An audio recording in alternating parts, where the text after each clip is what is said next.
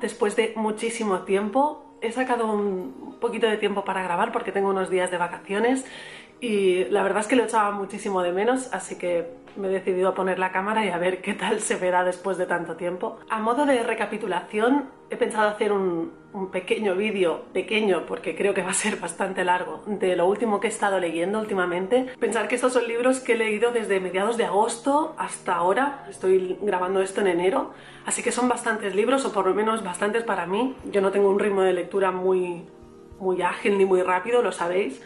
Así que, bueno, se va a hacer un poco largo, pero espero que os resulte interesante. Este verano, a finales de julio, principios de agosto, estuve en Nueva York y estando ahí, Carol, del canal de Carol Rodríguez, os dejaré su canal por aquí, me recomendó una de las librerías más bonitas que he visto en mi vida. Es la librería, hay varias en la ciudad, y yo estuve en la de Union Square, no sé en cuál estuvo ella, pero creo que todas van a ser igual de bonitas. Se trata de la librería Barnes & Noble, espero decirlo bien. Después de pasar toda la tarde ahí, cogí 2 libros y esas fueron mis 2 primeras lecturas al volver del viaje. La primera lectura que os traigo, por tanto, es un libro que ya iba con intención de coger, me hacía ilusión cogerlo ahí y tenerlo como un recuerdo más de la ciudad, y es la novela Fahrenheit 451 de Ray Bradbury. Este libro hacía mucho tiempo que quería leerlo, desde que oí hablar de él por primera vez a Papel y Pixels, y luego empecé a oír hablar de él, no sé por qué, pero tenía muchas ganas de leerlo, sobre todo por retomar un poco las sensaciones que tuve leyendo 1984 de Orwell. Como probablemente ya conoceréis, el libro nos presenta una sociedad que está totalmente controlada y totalmente alienada por el gobierno, en la que los libros están prohibidos, y por lo tanto hay la figura del bombero que se dedica, en vez de apagar incendios, a provocarlos para quemar estos libros. Nuestro protagonista, que es Guy Montag, es precisamente uno de estos bomberos, y el hecho, la figura del bombero es lo que creo que es lo que más te queda de la obra, porque se insiste mucho en ello, se explica muy bien cómo se queman los libros, qué sensaciones tiene el protagonista cuando los quema, qué piensa sobre eso.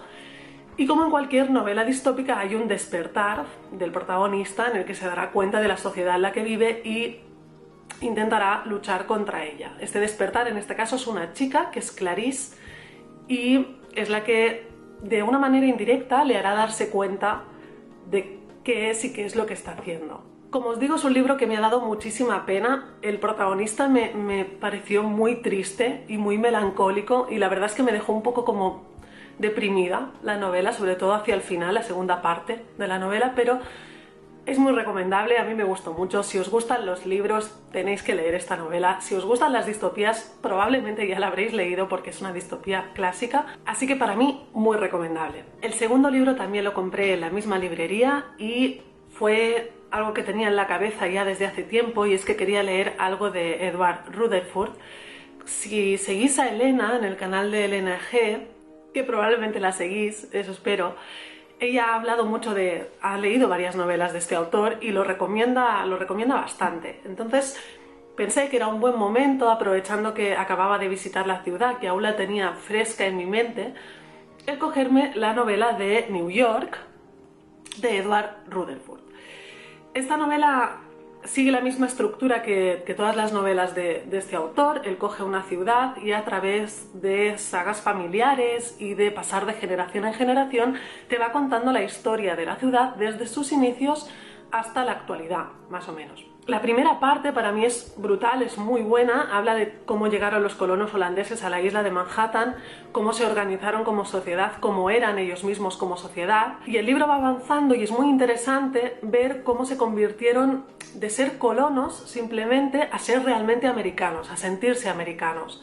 Cada vez se querían desvincular más de la corona británica hasta que finalmente se separaron de ella. Toda esa parte me pareció muy interesante, cómo nació Nueva York como una ciudad de comercio, sobre todo por su situación geográfica, y cómo poco a poco fue desarrollando una identidad propia. Pero para mí es más un libro que te hace sonreír porque recuerdas lo que acabas de ver, que un libro que tengas ganas de seguir para saber cómo termina.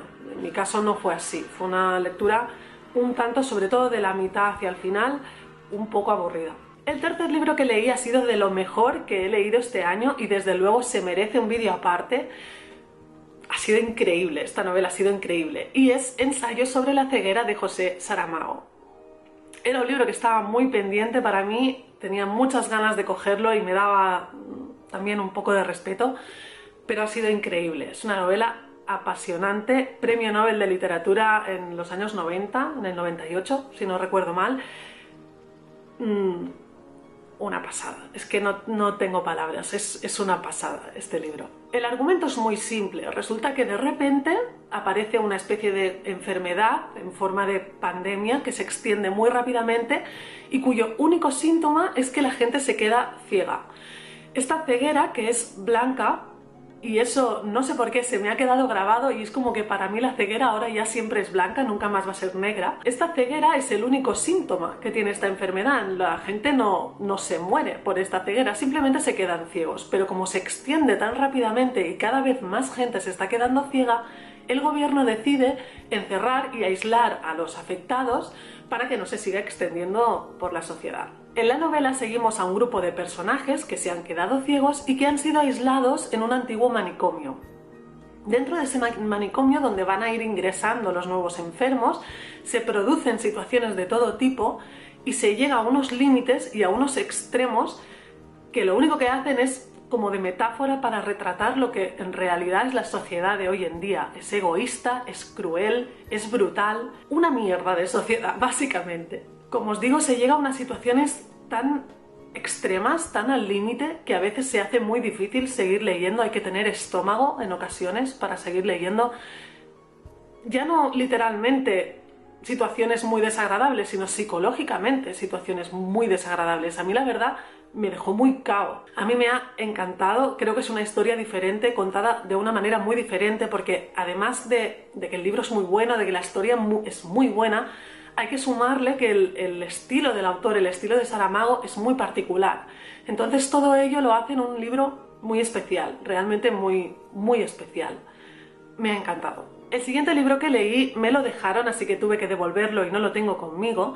Se trata de La viuda de Fiona Barton. Como no lo tengo, os voy a dejar por aquí la portada y me voy a colocar un poco por aquí para que podáis verla. Se trata de una novela, es un thriller o una novela policíaca que ha sido un absoluto horror. O sea, creo que es lo peor que he leído este año con diferencia, junto con otro libro que leí a principios de año. Esto ha sido lo peor que he leído. Es horrible. Esta novela no me gustó nada.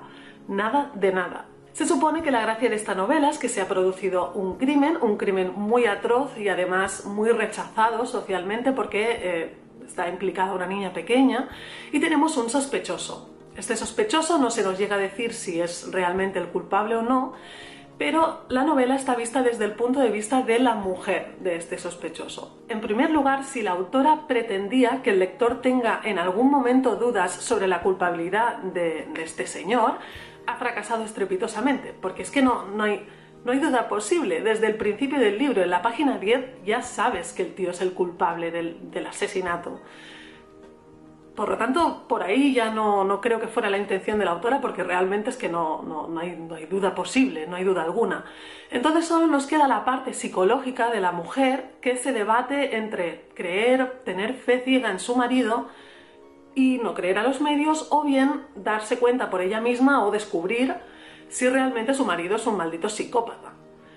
Esa parte es aún peor que el misterio. O sea, si ya no hay misterio, la parte psicológica de la mujer es peor aún. Y el problema básicamente es que esta novela creo que quiere ser muy psicológica y los personajes están muy mal construidos. Son totalmente planos y están llenos de tópicos, lo cual les hace ser totalmente planos porque no son creíbles. Realmente es que no son para nada creíbles. Yo entiendo que la autora lo que ha querido es dibujar a un marido súper manipulador, muy controlador, agresivo, y a una mujer pues muy dependiente, con muy baja autoestima, muy insegura, y que la gracia era descubrir o ver si la mujer era capaz de superar esa dependencia, de darse cuenta de lo manipulada que ha sido toda su vida y descubrir la verdad por ella misma.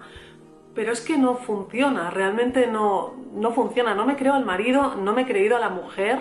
Me ha dado bastante rabia el personaje de la mujer, me resulta muy desagradable y no he tenido ningún no me ha apetecido en ningún momento llegar al final de esta novela.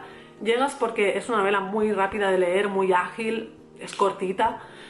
Vas muy rápido y realmente no te das cuenta y has llegado al final, pero no te ha movido nada, te has quedado absolutamente igual. No me ha gustado nada esta novela, nada. Las siguientes dos lecturas las cogí porque estaba bastante decaída después de terminar La viuda. Realmente es que fue un chasco muy grande y necesitaba retornar, necesitaba volver a algunos libros que me hicieran sonreír. Y como en 2017 me he propuesto leer todas las novelas de Jane Austen, empecé por las dos que ya había leído, por lo tanto estos son relecturas. Además, como en su momento leí ejemplares que no eran míos y por lo tanto son libros que yo no tenía, no poseía, me hizo mucha gracia tenerlos, comprarlos y tenerlos para mí, o sea, que fueran míos solamente. Y estos fueran Orgullo y Prejuicio y Emma.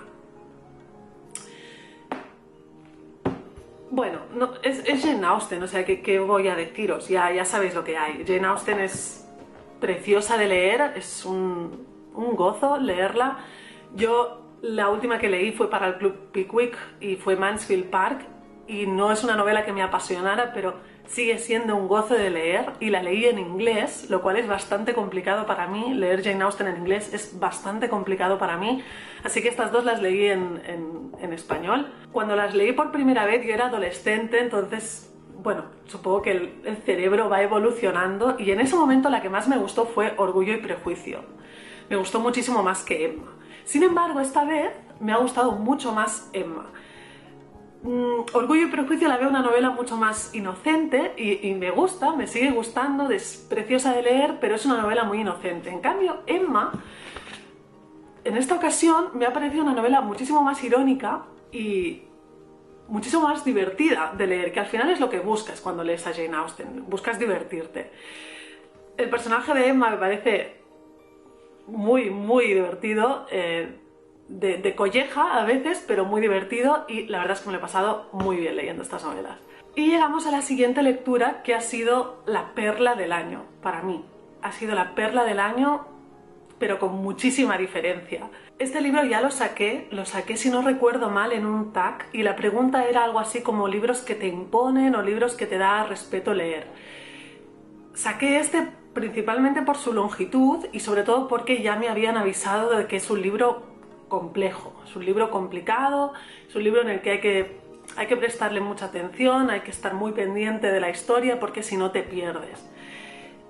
Pero es una perla, o sea, es increíble. Este libro me ha encantado.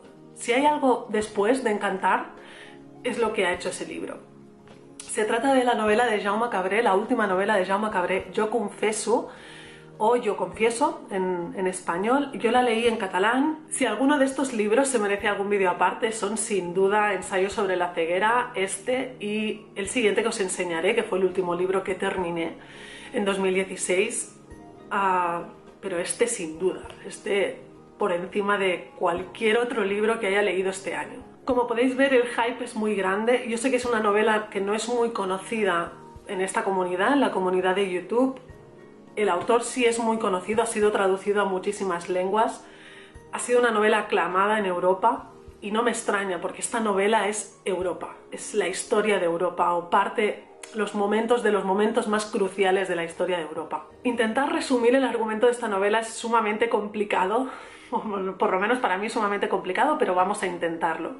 Esta novela se centra en la vida de Adrià. Adrià es el protagonista, lo conocemos cuando es muy pequeñito, y vamos viendo su infancia, su adolescencia, su juventud y ya cuando es más adulto. Él en su infancia se crió en una casa muy peculiar, con un padre totalmente autoritario que le obligaba a estudiar muchísimo, a estudiar sobre todo cultura e idiomas. Pero es que además Adrià es un chico también muy peculiar, es un chico sumamente inteligente. No creo que no se llega a decir en la novela que sea superdotado, pero bueno, es un chico que a los 10, 12 años habla como 10 idiomas, toca muy bien el violín, es un chico ya especial. Es muy inteligente, y de tan inteligente que llega a ser, y él es consciente de que lo es, a veces puede sonar un poco repelente. Y es verdad, es así, es un protagonista que no no te cae bien durante las 1000 páginas. Tu sensación con él va cambiando y va evolucionando. El padre de Adrià, que es un personaje muy carismático, tiene una tienda de antigüedades y es muy aficionado, casi está obsesionado con los objetos que tienen historia dentro de ellos, por la época a la que pertenecen o por a quién pertenecieron. Está muy obsesionado con este tema y le transmite esa obsesión a su hijo. Y hay uno de los objetos que tiene su padre que es un violín, un Storioni. Un Storioni vendría a ser como un Stradivarius. Yo no conocía los Stradivarius, pero no conocía los Storioni, pero para que os hagáis una idea vendría a ser un poco lo mismo. Son violines del siglo XVII aproximadamente, evidentemente hechos artesanalmente, con maderas preciosas, y son objetos de muchísimo valor. De hecho, hoy en día su valor es incalculable.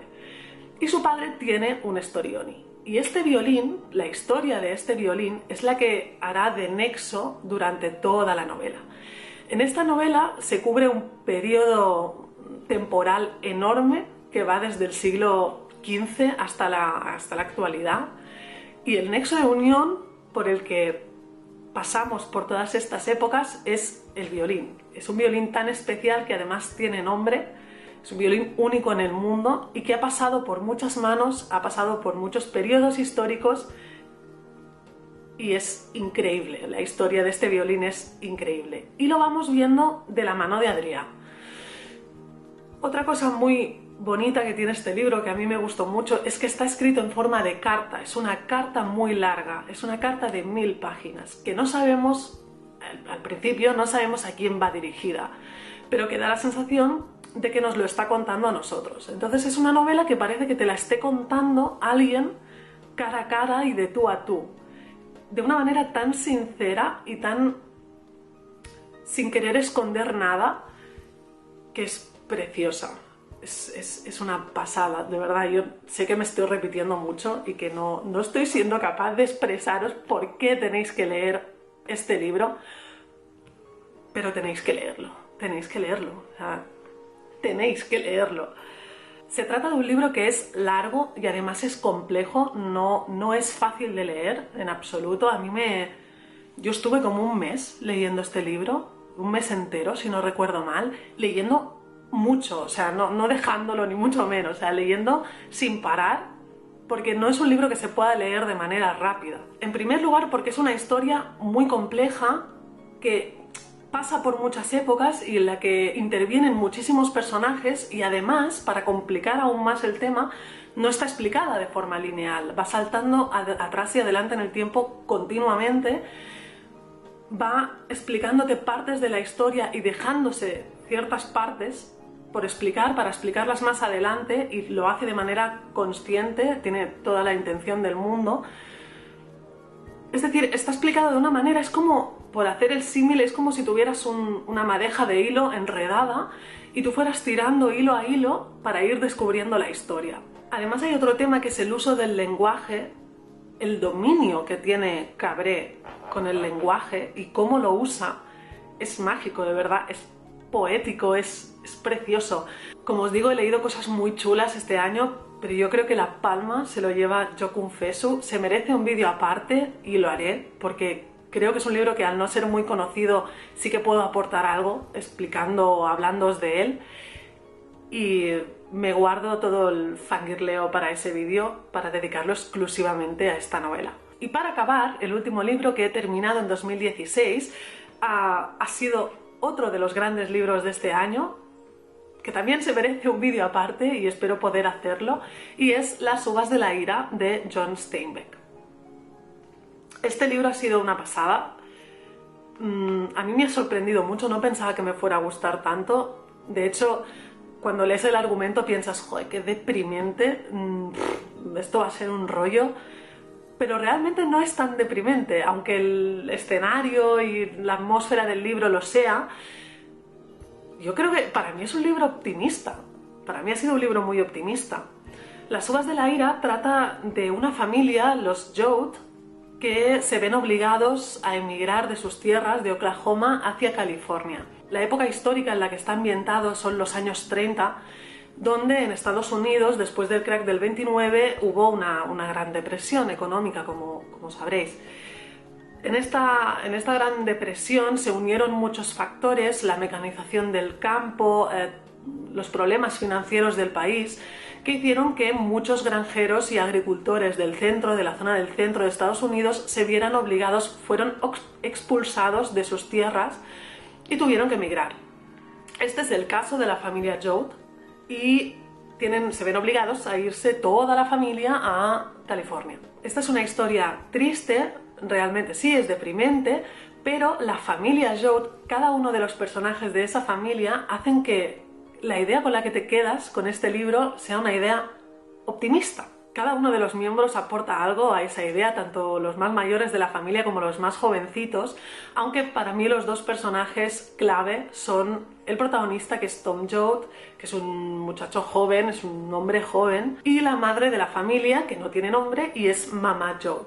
Hay muchísimas cosas con las que me quedo de este libro, sobre todo la intención que se ve en el autor al escribirlo, el alma que le pone el autor al escribir esta historia, con qué sentimiento describe lo cruel que fue esa época y las injusticias que tuvieron que vivir estas personas, estos granjeros que llegaron a California sin absolutamente nada, pero también la solidaridad de la gente y cómo se ayudaban unos a otros, cómo entendían unos con otros que eran iguales y por lo tanto se ayudaban. No sé, es muy bonito. Se describen muchas cosas en este libro que son muy bonitas, que te hacen como recobrar la fe en la humanidad. Pero sobre todo me quedo con el final. El final de esta novela es espectacular. No espectacular en cuanto a espectáculo, es un final muy sencillo, muy íntimo, pero a mí se me quedó grabado y solté lágrima. A mí me cuesta muchísimo llorar con un libro. De hecho, llorar, no llego a llorar nunca, pero sí que a veces sueltas alguna lagrimita, y a mí con esta novela solté un par o tres de lagrimitas con el final. El final es muy tierno, realmente es precioso. El final de este libro es una pasada. Así que esto es todo lo que he leído durante estos meses que no nos hemos visto. Me alegro de haberme puesto al día, y además ahora puedo proponerme hacer el vídeo de top de lecturas de 2016, que espero poder grabar mañana. Deseo que hayáis tenido una gran entrada en el 2017 y que sea un gran año para vosotros, y con un poco de suerte